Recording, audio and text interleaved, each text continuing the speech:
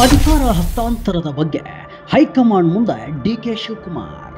ಪ್ರಿಯ ವೀಕ್ಷಕರೇ, ನಮಸ್ಕಾರ. ಸದ್ಯ ರಾಜ್ಯ ರಾಜಕಾರಣದಲ್ಲಿ ಮಹತ್ವದ ಬೆಳವಣಿಗೆಗಳು ನಡೀತಿವೆ. ಅದು ನಿಮಗೂ ಗೊತ್ತಿರೋ ವಿಚಾರ. ಅದರಲ್ಲೂ ಹೆಚ್ಚು ಸುದ್ದಿಯಲ್ಲಿರೋದೇ ರಾಜ್ಯದ ಉಪಮುಖ್ಯಮಂತ್ರಿ ಡಿಕೆ ಶಿವಕುಮಾರ್ ಬಗ್ಗೆ. ಮೊನ್ನೆ ಕಳೆದೆರಡು ದಿನಗಳ ಹಿಂದೆ ಇಶಾ ಫೌಂಡೇಶನ್ ವತಿಯಿಂದ ಹಮ್ಮಿಕೊಂಡಿದ್ದ ಶಿವರಾತ್ರಿ ಕಾರ್ಯಕ್ರಮದಲ್ಲೂ ಆಗಿರಬಹುದು, ಈಗಾಗಲೇ ತಿಂಗಳುಗಳಿಂದ ಕೆಪಿಸಿಸಿ ಅಧ್ಯಕ್ಷ ಸ್ಥಾನದ ಬದಲಾವಣೆಯ ವಿಷಯವಾಗಿಯೂ ಆಗಿರಬಹುದು.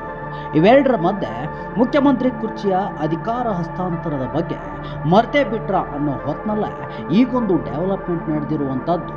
ಇಲ್ಲಿ ಎರಡು ರೀತಿಯ ಅಭಿಪ್ರಾಯಗಳನ್ನು ನಾವು ಗಮನಿಸಬಹುದು. ಅಧಿಕಾರದ ಹಂಚಿಕೆ ಆಗಿದೆ ಅನ್ನೋದನ್ನ ಡಿಕೆ ಬಣ ಹೌದು ಎನ್ನುತ್ತೆ. ಮುಖ್ಯಮಂತ್ರಿ ಸಿದ್ದರಾಮಯ್ಯನವರು ಆ ರೀತಿಯ ಯಾವ ಹಂಚಿಕೆ ಆಗಿಲ್ಲ ಎಂದು ಹೇಳುವ ಮೂಲಕ ಹೈಕಮಾಂಡ್ ಯಾವ ನಿರ್ಧಾರ ತೆಗೆದುಕೊಂಡ್ರೂ ನಾನು ಅದಕ್ಕೆ ಬದ್ಧ ಎಂದು ಹೇಳಿರುವಂಥದ್ದು. ಅಧಿಕಾರ ಹಸ್ತಾಂತರದ ಬಗ್ಗೆ ಅಸಲಿಗೆ ಮಾತುಕತೆ ಆಗಿದೆಯಾ? ಅದನ್ನು ನೋಡಿದ್ರೆ ಡಿಕೆ ಶಿವಕುಮಾರ್ ಬಣ ಹೌದು, ಅಧಿಕಾರ ಹಸ್ತಾಂತರದ ಬಗ್ಗೆ ಮಾತುಕತೆ ಆಗಿದೆ ಎಂದು ಹೇಳ್ತಾರೆ. ಇದರ ನಡುವೆ ದೆಹಲಿಗೆ ಹೋಗಿ ಬಂದ ಡಿಕೆ ಶಿವಕುಮಾರ್ ಮತ್ತೆ ಸಿಎಂ ಅಧಿಕಾರ ಹಂಚಿಕೆಯ ಬಗ್ಗೆ ನೆನಪಿಸಿ ಬಂದಿದ್ದಾರೆ ಎನ್ನಲಾಗ್ತಿದೆ. ಡಿಕೆ ಶಿವಕುಮಾರ್ ಹೇಳಿ ಕೇಳಿ ಬಂಡೆ, ಚಾಣಾಕ್ಷ, ಮಾಸ್ಟರ್ ಮೈಂಡ್ ಹೀಗೆ 10 ಬಿರುದುಗಳನ್ನು ಅವರ ರಾಜಕೀಯ ದಾರಿಯನ್ನು ನೋಡಿ ಅವರ ಅಭಿಮಾನಿಗಳೇ ಅವರಿಗೆ ಕೊಟ್ಟಂಥ ಬಿರುದುಗಳು. ಅಂದಮೇಲೆ ಆ ಬಿರುದುಗಳು ಸುಮ್ಮನೆ ಕೊಡೋಕ್ಕಾಗುತ್ತಾ ಸ್ವಾಮಿ? ಅವೆಲ್ಲ ಬಿರುದುಗಳಿಗೂ ಆ ವ್ಯಕ್ತಿ ಅರ್ಹರು. ಹಾಗಾಗಿಯೇ ಅವು ಡಿಕೆ ಅವರನ್ನು ಹುಡುಕಿಕೊಂಡು ಬಂದಿವೆ ಅಂದ್ಕೊಳ್ಳಿ. ವಿಷಯ ಏನಪ್ಪ ಅಂದರೆ, ಕೆಪಿಸಿಸಿ ಅಧ್ಯಕ್ಷ ಸ್ಥಾನದ ಬದಲಾವಣೆ ಬಗ್ಗೆ ಇನ್ನೂ ಚರ್ಚೆಗಳು ನಡೆಯುತ್ತಿರುವಾಗಲೇ ಹೈಕಮಾಂಡ್ನತ್ತ ಒಂದು ಬಾರಿ ಮುಖ ಮಾಡಿದ ಡಿಕೆ ಈಗಾಗಲೇ ಸಿಎಂ ಅಧಿಕಾರ ಹಂಚಿಕೆ ಬಗ್ಗೆ ಹೈಕಮಾಂಡ್ ಏನು ಮಾಡ್ತಿದೆ, 2.5 ವರ್ಷ ಅಂತ ಲೆಕ್ಕ ಹಾಕಿದ್ರು ಈ ವರ್ಷದ ಮೇ ತಿಂಗಳಿಗೆ ಭರ್ತಿ 2 ವರ್ಷವಾಗುತ್ತೆ ಸರ್ಕಾರಕ್ಕೆ. 2.5 ವರ್ಷಕ್ಕೆ ಅಧಿಕಾರ ಹಂಚಿಕೆ ಅಂದರೂ ಈ 2.5 ವರ್ಷ ತುಂಬ್ತಾ ಇದ್ದಂತೆ ಅದರ ಬೆಳವಣಿಗೆಗಳು ನಡಿಬೇಕು, ಪ್ರಾರಂಭ ಆಗಬೇಕು. ಯಾಕಂದರೆ ಅಲ್ಲಿ ಎಷ್ಟೋ ಶಾಸಕರನ್ನು, ಲೀಡರ್ಸ್ಗಳನ್ನು ಕನ್ವಿನ್ಸ್ ಮಾಡಬೇಕಾಗುತ್ತೆ, ಜೊತೆಗೆ ವಿಶ್ವಾಸಕ್ಕೆ ತೆಗೆದುಕೊಳ್ಬೇಕು. ಈ ಎಲ್ಲ ಪ್ರಕ್ರಿಯೆಗಳನ್ನು ಈಗಾಗಲೇ ಹೈಕಮಾಂಡ್ ಪ್ರಾರಂಭ ಮಾಡಬೇಕು.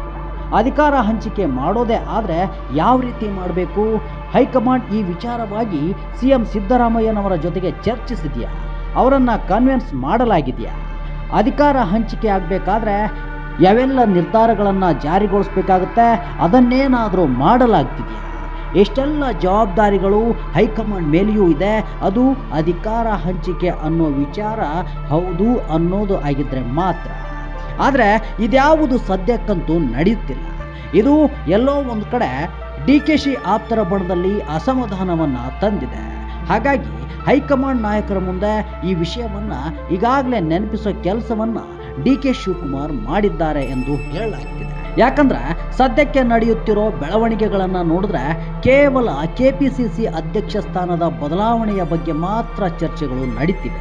ಅದು ಬಿಟ್ಟರೆ ಸಿಎಂ ಬದಲಾವಣೆಯ ಬಗ್ಗೆ ಯಾವ ಬೆಳವಣಿಗೆಗಳು ನಡೆಯುತ್ತಿಲ್ಲ.